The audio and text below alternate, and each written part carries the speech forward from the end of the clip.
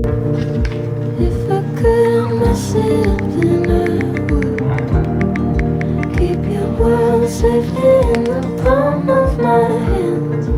Even if I hadn't met someone, I still would have found a way to do you wrong. Maybe it's not my fault, it's just Murphy's law. And I watched it all blow up in my face, but don't want to happen. Will happen anyway.